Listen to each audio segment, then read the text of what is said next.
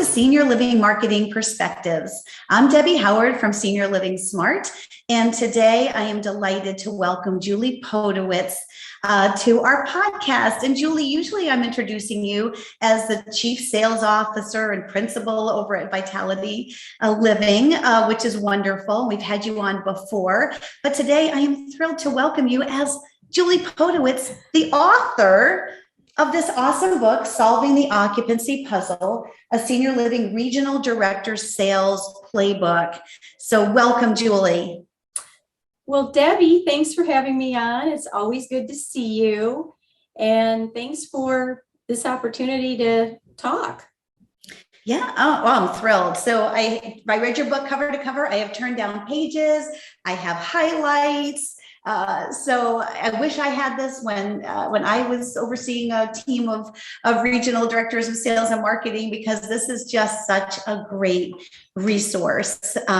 So let's just kind of talk about, why the regional director role. There's so many books that are written about, improving sales skills that are really written for the more of the community level.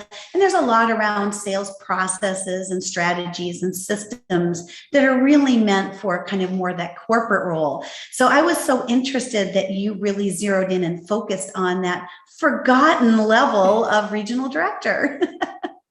And Debbie, it is a forgotten level. The reason I chose regionals is because it is, in my opinion, the most important, the role that has the most impact, and the role we give the least attention.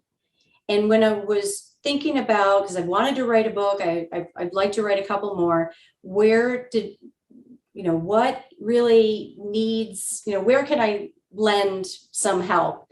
And I kept going back to the regional role. And we take great sales directors, right? Very often people are very successful selling in their communities, and they're promoted to regionals, and they're just kind of thrown in there, right? And they're different skill sets. And I've seen over the course of my career, regionals fail because of the lack of systems and a lack of specific expectations and a lack of training and coaching at the regional level. Yeah, I've seen that too. So often we think because someone has been successful in filling a building, that they can take a group of buildings and fill more buildings. And it seems like that makes perfect sense. But just because, someone can do it themselves, it doesn't mean that they can necessarily transfer and translate, how they did it to inspire somebody else. And, to your point, I did get to go from a community level position to a regional position with Benchmark. But I think one thing that Benchmark did really well is that they had a position in between, which was a senior community relations director. So they gave me, I had to keep my building full, and then I had to go and support a sister building before promoting me to regional to make sure that, you can still, inspire and somehow translate those skill sets to elevate somebody else's ability to sell. So I think that really helped. But are you finding that when you're hiring regionals, that you are more likely to hire someone who's already been in that regional position, rather than developing somebody from within? That's a great question. If you've got the bandwidth and a good process and a good system, and it's set, in writing, a playbook, if you will, for that role, and you're willing to be that coach, and it takes a lot of time, effort, and energy, right, to develop somebody from within, I'd absolutely love to do that, because they're proven team leaders. The culture fit, they've given a lot to, the company. Bringing somebody in from, from the outside, if you will, I do like to see those leadership skills, proven leadership skills. And for every position, including, and really most importantly, regionals, it's that desire to continue learning and to continue to lean in, because the expectations of this role are so incredibly high, and they should be, and the pressure is so high that the regionals need coaching and support just as much, if not more, I think, than the sales directors at the community, who need it too. Yeah, I love the fact that you see the value in that role, because on the one hand, they're the ones that take kind of the corporate initiative of this is the outcome we need to achieve, and they have to culturalize it and turn it into action and results at the community level.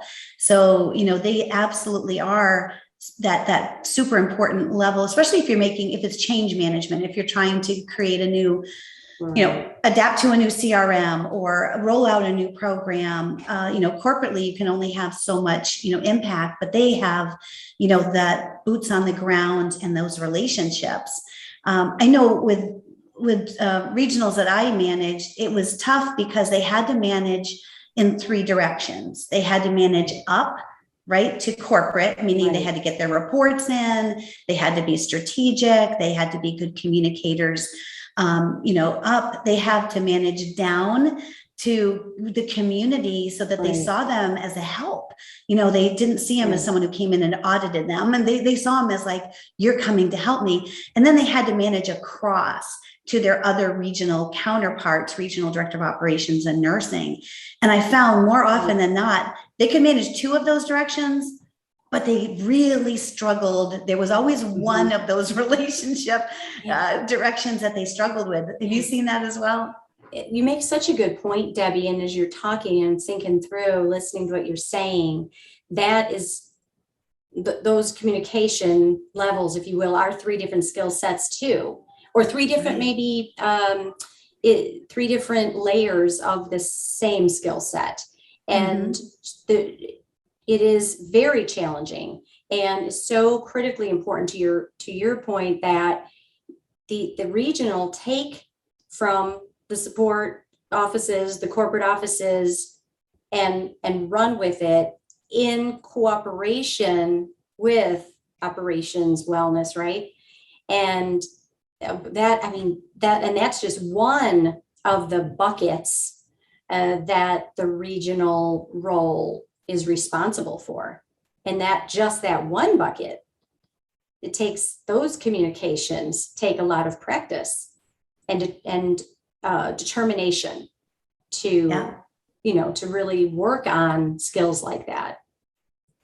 It's a lot of relationships to manage. It's a lot of expectations to manage. It really, really is. It really is. And, through no fault or, bad intention, and we're like sacrificing the important for the sake of the urgent, right? It's like we got to do this, we got to do this, we got to do this. And we do.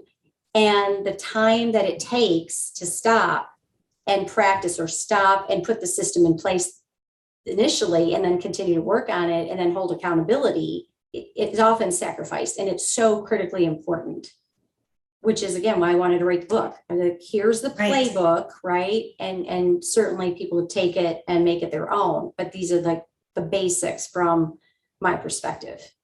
Yeah. No, I love it. And I love how it's organized. So, as I look through this book, and I did read it cover to cover, and I really enjoyed it. You really are laying out a success path for regional directors of sales and marketing. You're giving them sample questions. You're telling them exactly what reports to pull. And, when I look at the skill set and how it's even laid out in the book, it really breaks down into three buckets. Regional directors of sales and marketing have to be able to diagnose based on reports. They've got to take data and turn it into usable information that informs strategy. They have to also be great at accountability, but it's like accountability without authority, right? Because like regional directors of operations, we were always like, drive occupancy, drive move-ins. I'm like, okay, but nobody reports to me. Right. And that I do mention that in the book as well, right? And developing those relationships, right, with the executive directors, the sales directors, or the community relation directors, that there's that respect for and the buy-in, right, for what you're asking and what you're requiring them to do, yet they don't, in most cases, Right. don't report directly to this position. And that's very challenging to hold somebody accountable. Accountability without circumstances. authority. Most people you can hold accountable, because I could write you up, I could Right. put you on a performance plan, I could fire Mhm. you. Regionals can't really do any of that. And so they walk this constant line between, the expectation from corporate to create results. But then also you having to really maintain that relationship. And so many really struggle with, how do I hold somebody accountable without authority? And so I've seen, the people who do it well, they have that right dance, right? They learn a lot about each of the community sales team members, and they know them personally. They make sure when they're there to take them out for lunch, to do some relationship building. The ones that are not successful are the ones that come in with the checklist, and they're just there to audit. Right. And they miss that step. They think that they can get, they think that they can get there through, Right. Kind of that auditor role, and they Right. don't quite get accountability. Has to also have that softer side. Right. And then the ones that really struggle are the ones that decide the only way that they can hold people accountable is by being their buddy. And that doesn't bingo, work at bingo. all. I hope it came across in the book that something that I have witnessed is the crossing that line to friendship in our effort to be liked, and part of the team. Across the line to friendship. It doesn't mean you can't be friendly, but if you're crossing the line, the same with the sales counselors. If we cross the line to friendship with our prospects, we are no longer able to advise objectively.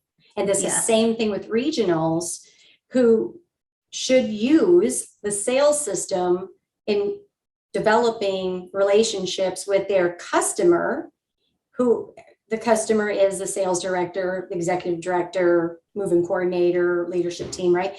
At the community level, just like we're asking the community sales and team leaders to develop relationships with their prospects, but maintain authority, maintain that advisor status, and not cross over the line. It's really about being a trusted advisor. Right. And, so much of that is about communication. And then also, for instance, making sure that you have a reason to go and do a site visit. And telling people in advance. Sometimes I get regionals and I would get calls from the executive director going, they don't even tell me they're coming. They just drive in, show up, disrupt our day. And, now we have to kind of, figure out why they're there and what to do with them. So, the site visit report, planning it in advance and planning it collaboratively with the executive director, because that's the other relationship. If the executive director doesn't see value in that role, and why you're coming, and that you haven't respected them to say, I'm coming a week from Thursday, what are some things that you want me to focus on? How can I help you? Whether that's in fixing up the model apartment, sometimes it's, can you go out? We haven't had time to go and fluff and buff, and we know it needs some finishing touches, but we're not good at that. Or, can you sit in on a sales meeting with me? Or can you help me interpret reports? But can you talk a little bit about how you advise your regional directors to, plan, communicate, and then structure their visits so that it kind of adds value? And because you want people to say, I can't wait for my regional director to get here, because every time they come, they help me. And when they leave me better than when they came. How do we get the regionals to see that their role in that way? First of all, if you start with the mindset of that's my objective as a regional, to walk away with the team, executive director, sales director, saying, wow, that was really worth my time. I got value from that. If that's our objective, you've got a good place to start. If you're going because on Tuesdays and Wednesdays I go here and Thursdays, you're wasting time. Then the power of planning, just like we plan visits, home visits, outreach, planning a site visit and start with the objective. It's the same with coaching sessions. I'm a very advocate, or like anyone who knows me knows I live on OneNote. I've even mentioned that in the book. It's kind of a file folder in the sky, a file cabinet. And then I keep notes, right, from all the coaching sessions, all of the on-sites in order, right? So you reflect back when you're planning a session, plan either on-site or the coaching session, what was their focus? What was their takeaway or action step or a skill set focus from the last time? You're going to start there. Then look at, that's that diagnosis piece of the data. What are you seeing? Don't ask the team, why aren't sales closing? Believe me, if they knew, they would close the sale, right? It's just like asking prospects, how can I help you today? Well, if they knew, they would tell. We need to ask better questions so that we as advisors take that information and then recap and give that advice, right? So just as a regional, look at the data, listen to calls, do the role play practice. Where do they need help? Why aren't, is the conversion off? Why is the rate of direct referral so low, right? And that's, again, the book. You have the problem. Here are possible solutions to the problem. And very often it's more than one, which is why it's a puzzle. And having the discipline to take one at a time. Because quite often, and I've been guilty about this too, in that urgent, right? In the urgent bucket, we're on fire. We ask the wrong questions and we just jump to a conclusion, or we swoop and try to solve it ourselves or do it ourselves, right? Rather than coaching. Right. So it's kind of a long answer to say, oh my gosh, send the notes, send the agenda. This is an appointment ahead of time. Absolutely call and so that they know if there's anything that they want to focus on, or they need help with the model, or I'd really like to talk through something with you. Could we carve out some time? Absolutely, and take notes and always recap before you leave and then send the follow-up notes. Yeah, I love that. And I also, find that there's such an important role in the research, like digging in before the visit, pulling all of the reports, whether it's, looking at the activities that are going on, looking at the conversions, looking at where the referrals are coming from, where the pipeline is, where the barriers are, where are people getting stuck in their sales journey. And if you can do that before you walk in the door and listen to the mystery shops before you go in, then that session is going to be so much more impactful. Right. Because you can say, hey, I looked at this, and hey, look at this report, and I've highlighted this. Then you're really, teaching and coaching, and you're elevating their ability after you go to pull those same reports and know what to look for. Because, that generally is not the favorite thing for the community salesperson is pulling reports and looking at data and getting into the CRM, but it can be a real shortcut to diagnosing and then fixing. Yeah, and you start with that. I noticed that, or let's take a look at, trailing 30, trailing 60, trailing 90, not just this week, right? Going back, maybe even trailing 180, noticing here's a trend. Okay, and you're both looking at it, and there are several possible reasons, right? And then you suggest one, or you add. I would say you suggest one, because again, if you put somebody on the spot, it's like saying, "Why are you not closing leads?" Right. And there's not a negative intention by asking that question, but because it's just the first question. People, how come leads aren't closing? How come we're not getting tours? What's going on? Well, that's what we're in this together to do. And as a regional, you need to lead that process. And then, as you said, Debbie, you're leading and you're teaching and coaching so that they then look at, and instead of like the whack-a-mole and just sort of a, hot lead review, which isn't anything bad with a hot lead review, but that isn't the answer to truly getting sort of under the hood to the cause, the root cause. And it can be a systemic issue or more than one. And we tend to just say, okay, you're low on gas, and fill up the gas and try to get this car to perform at its premium optimum level. I love in your book that you really help the regionals kind of walk through scenarios. So you take them through when a salesperson says, I just don't have enough leads. You actually walk them through what to look at, what reports to pull, what questions to ask, to really get down to, first of all, is that true? Is that real? Is it a quantity or quality kind of thing? And I know with coaching, what I really appreciated about the way you structure the book is starting kind of with low-hanging fruit to say, let's start with sales activities. Because that is the most basic thing. If there just is not enough activity, if we're not scheduling enough tours, doing enough home visits, getting out and doing those professional referrals, if we're not hosting events, that's kind of the first thing is let's set the expectation for the activity level and explain the why behind the activity level.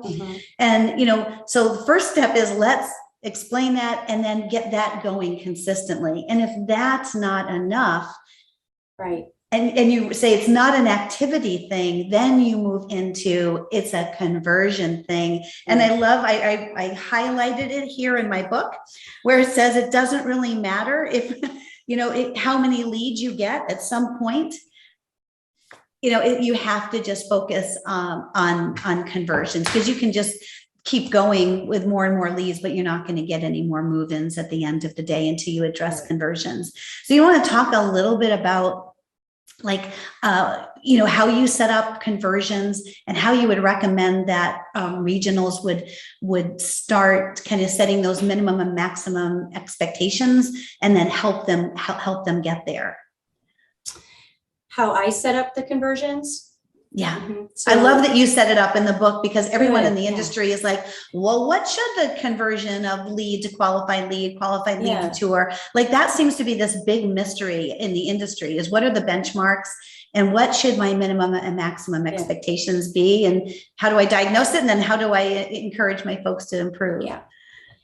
And that's exactly why I wrote this book, to provide a structure and a platform and information so that we can pull out of the weeds and look on the business.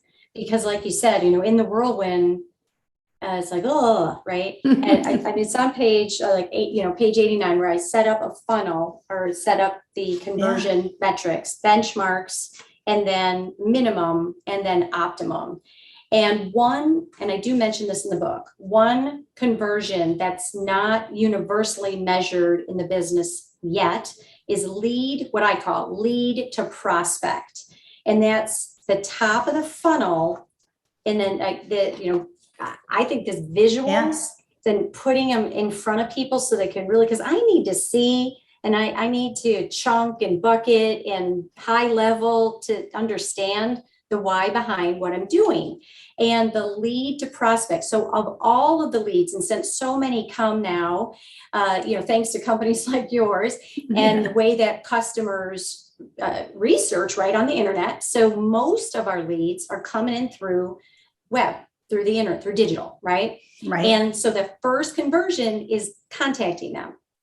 So if you're only measuring lead to tour, in my opinion, you don't really know what the problem is. Adding that layer allows me, our regionals, our coaches, our sales directors to diagnose, if you will, or analyze the one extra layer. right? So if you had of all the leads, there's 100 new leads this month, and you connected with 50, that means phone, voice to voice, Mhm. then you toured 25, that's a 50% conversion from 50 to 25.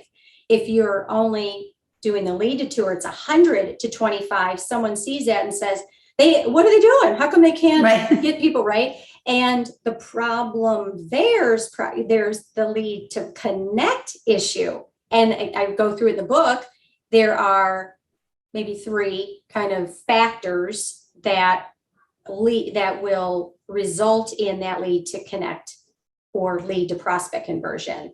Prospect to tour is when you're talking with someone, because if you haven't connected with them, you can't get them to tour. Or a prospect to a face-to-face or home visit, Right. or meeting them for coffee, right? Right. And oh my gosh, Debbie, if we can't get 50%, just 50% to come in and you've connected with them. And that's the skill we've got to continue to practice. We've got to go back to those basics to build the value and connect, and because we've got to make it compelling, to come for a tour. That is the next step. Yeah. And then of course, tour to sale. And in what I find is that if you give it in numbers and not percentages, it's much easier to digest.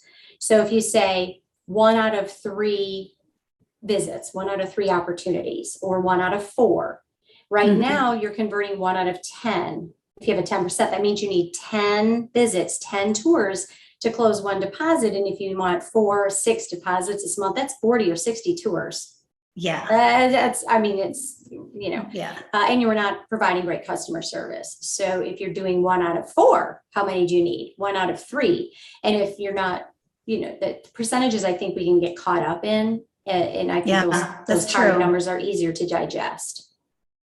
Yeah, I love that. That's really great counsel. Just not getting away from percentages. Yeah. And making it real. Okay, how many tours did you have last month? How many will you need this month? If you don't do any better, right, you need double the tours to get to your numbers, know.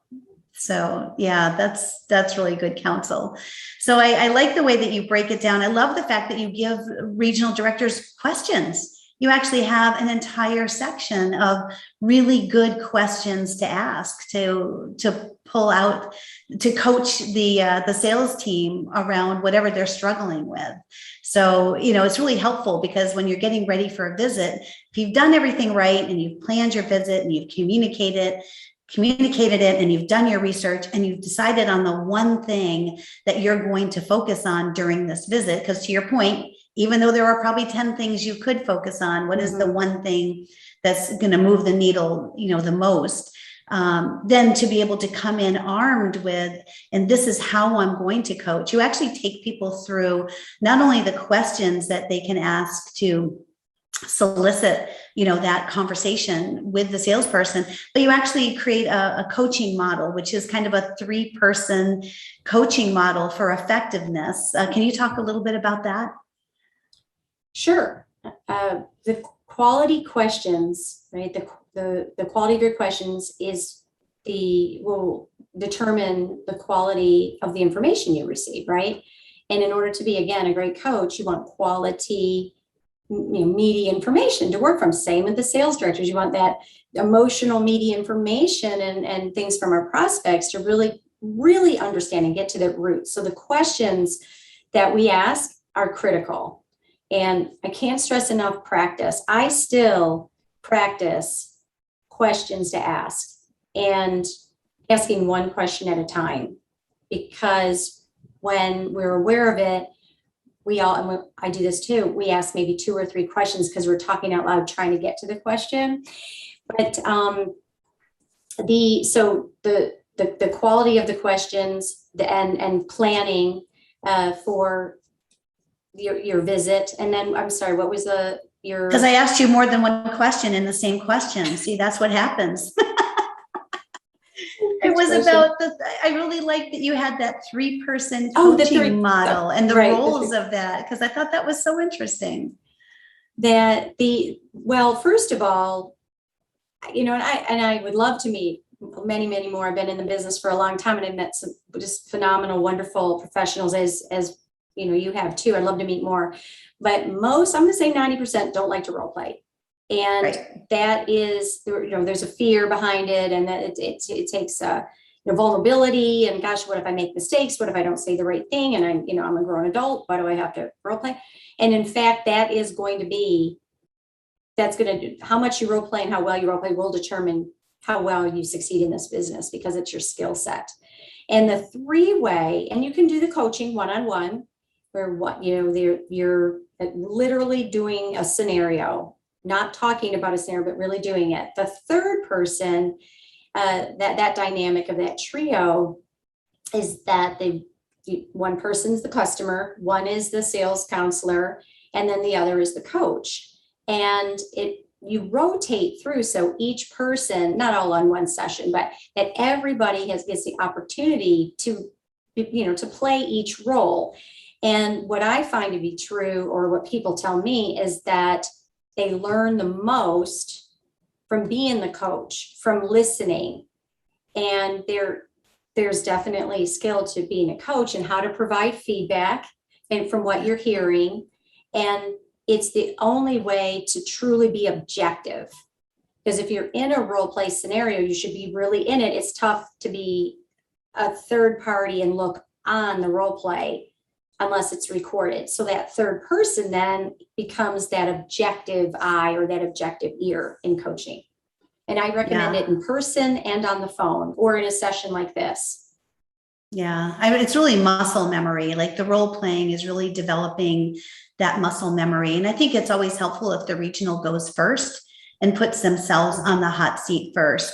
Definitely. And maybe has the salesperson, so they won't feel uncomfortable, be more in that observer role or be the customer role.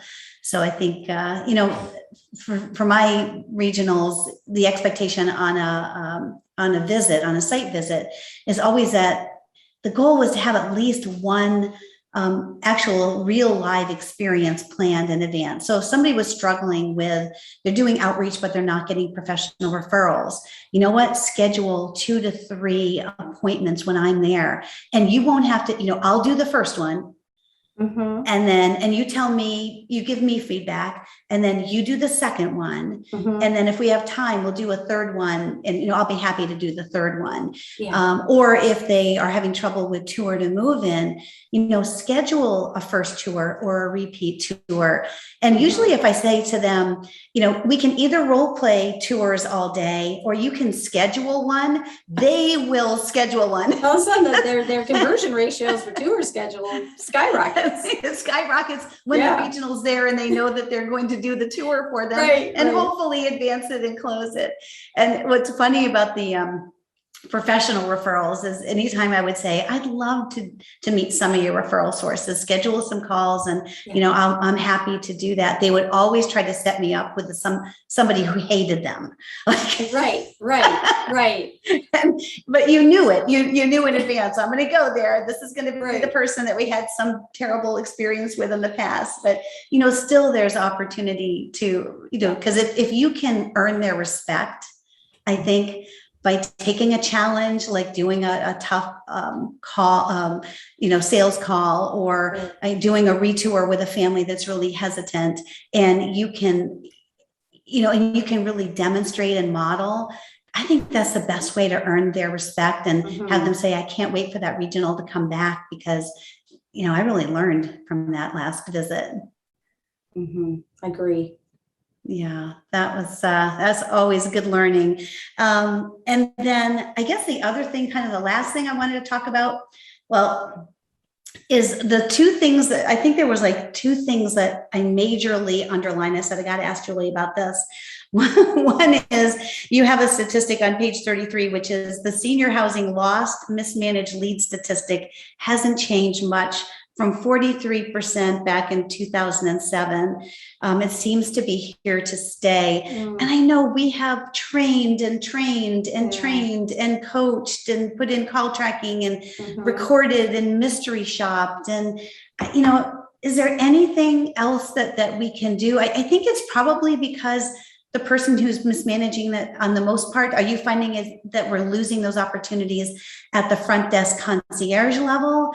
Is that where most of the missed opportunity happens? Or are you saying after they get to the salesperson that that's where mismanagement is happening? Or is it a combination? It's probably, I think that in that definition of mismanaged, it's some of the phone's not answered, it's sent a voicemail. That is a big one. Sending it to voicemail, which again would be a backup team.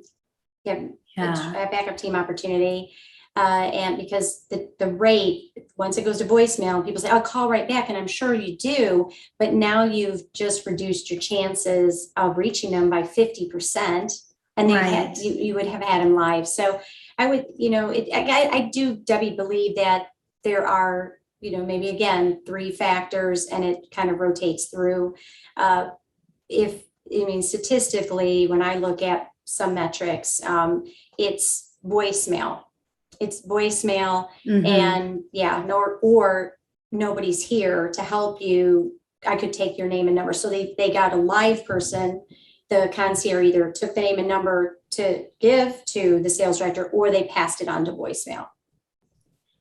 Yeah. And I think it's so hard, for the concierges, the bus is probably unloading. Someone's trying to sign in. Absolutely. And 95% of the calls that come into the community are not sales related. And so it's really hard to make that switch. When that inquiry call comes in. Well, there is so much great information in this book, and so many helpful resources. So I would love for you to tell everybody where they can pick up a copy. I'd be very, very honored to do that. It's available on Amazon. You go on Amazon, just put in the search "Solving the Occupancy Puzzle," and it should pop up. And it's a senior living regional sales director playbook.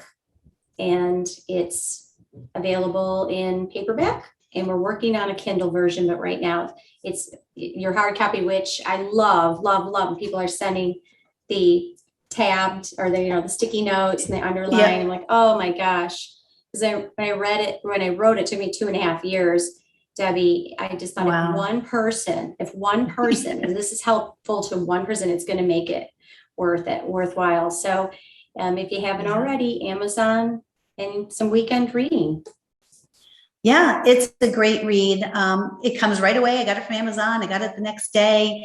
I read it cover to cover. And I would say, even if you're not a regional, if you're not in that role, if you aspire to be in that role, or if you're working with a regional director of sales and marketing, maybe you're a regional director of operations or nursing, or a corporate VP of sales and marketing, to really understand this role and focus on and support with resources is important. And I really found there was a lot of great information for a community level salesperson.